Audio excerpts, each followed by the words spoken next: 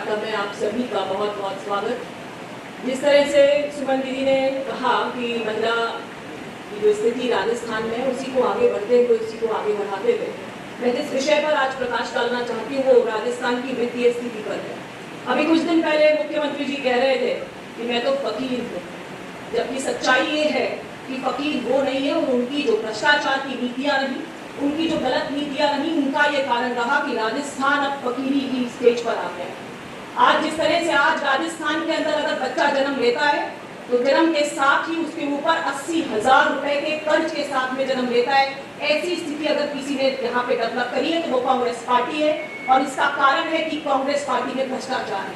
जिस भ्रष्टाचार की जीरो टॉलरेंस के साथ में 2018 में हमारे राज्य में कांग्रेस पार्टी आई थी, उस भ्रष्टाचार के लिए जिस तरह की पॉलिसी अपनाई, हमने देखा कि अभी दिवाली आने वाली है और दिवाली के साथ साथ जिस तरह से राजस्थान की वित्तीय स्थिति है, जो रोडवेज कर्मचारी हैं हमारे 13,000 कर्मचारी, उनके वेतन उनको नहीं मिल रहा है। लगभग 90 करोड़ का जो अमाउंट है वो उनको अवेलेबल नहीं हो पा रहा।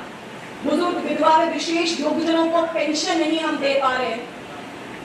RDFC में दुग्ध उत्पादकों को 2 माह से अनुदान नहीं दे पा रहे हैं। आपको ध्यान होगा एक बाल गोपाल योजना स्टार्ट की थी, इसमें स्कूल्स के अंदर बच्चों को दूध पिलाने की योजना थी। लगभग 4 साल बाद उस योजना का शुभारंभ पिछले साल हमने सुना कि जब डब्बे स्कूल्स के अंदर खराब हो गए, मिल्क पाउडर में कीड़े लग गए, उसके बाद उसे स्टार्ट किया। लेकिन आज ये स्थिति है कि उस मिल्क पाउडर की सप्लाई के पेमेंट जो है वो अटके हुए हैं और इसीलिए ऐसा हो रहा है कि राजस्थान के अंदर उन बच्चों को दूध नहीं मिल पा रहा। जिस तरह से राजस्थान के अंदर अभी ये स्थिति है कि दवाइयों के लिए जो पैसा चाहिए वो पैसा अवेलेबल हम नहीं करा पा रहे हैं और लगातार SMS के अंदर जो रेजिडेंट्स है उनको 11 महीने से सैलरी नहीं मिलती। तो मैं ये पूछना चाहती हूँ सरकार से कि क्यों ऐसी स्थिति हुई कि जो 3 लाख करोड़ का कर्ज था, जो आजादी से लेकर के अब तक का 2018 तक का अमाउंट था, वो आज क्यों 5.37 लाख करोड़ के आसपास राजस्थान के अंदर आ गया। आने का एक ही कारण है कि इस सरकार में भ्रष्टाचार है। इस सरकार ने भ्रष्टाचार की जो सीमाएं लांघी, उसी का कारण है कि DOIT डिपार्टमेंट के अंदर सोने की ईंट पैसा मिलता है। वो ऐसा डिपार्टमेंट जहाँ पे सरकार खुद बैठती है, जहाँ जो ऐसा डिपार्टमेंट जो मुख्यमंत्री जी के अंडर का डिपार्टमेंट है।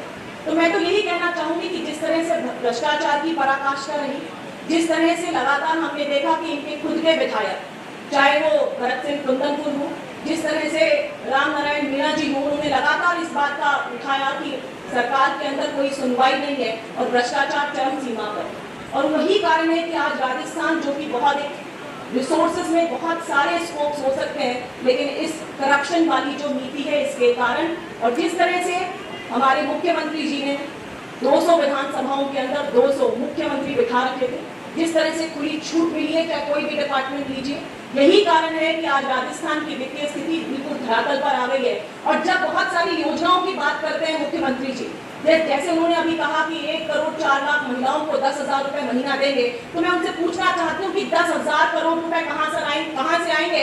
इस बात का रोड मैप भी महिलाएं जानना चाहती हैं। महिलाएं जानना चाहती कि जो आपने प्रॉमिसेस पहले किए थे वो पूरे क्यों नहीं हुए। मोबाइल्स की बात आपको मालूम है कि मोबाइल्स बात हुई थी कि 1 करोड़ 40 लाख के आसपास मोबाइल बटेंगे, लेकिन 40 लाख मोबाइल की पता नहीं बटे हैं कि नहीं बटे हैं। कुछ बात आप लोगों की भी कर लो, तो लैपटॉप बांटने की बात आप लोगों को भी कही थी, हमने सुनी, लेकिन मिला नहीं हमें लैपटॉप। तो जिस तरह की स्थिति है, सिर्फ अनाउंस करने से कुछ नहीं होगा। जो वित्तीय स्थिति राजस्थान के अंदर अभी चल रही है, उससे ऐसा लगता है कि आगे आने वाले समय में जो घोषणाएं की गई हैं उनकी पूर्ति नहीं हो सकती।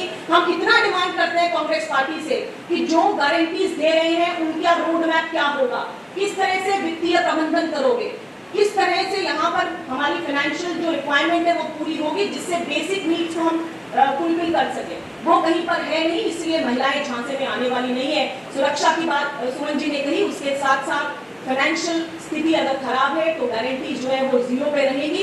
एक फकीर मुख्यमंत्री जो अपने आप को कहते हैं, वो खुद फकीर ना होकर के राजस्थान को फकीरियत पे लाके खड़ा किया है। इस बात का बहुत अफसोस है हमें। बहुत बहुत धन्यवाद।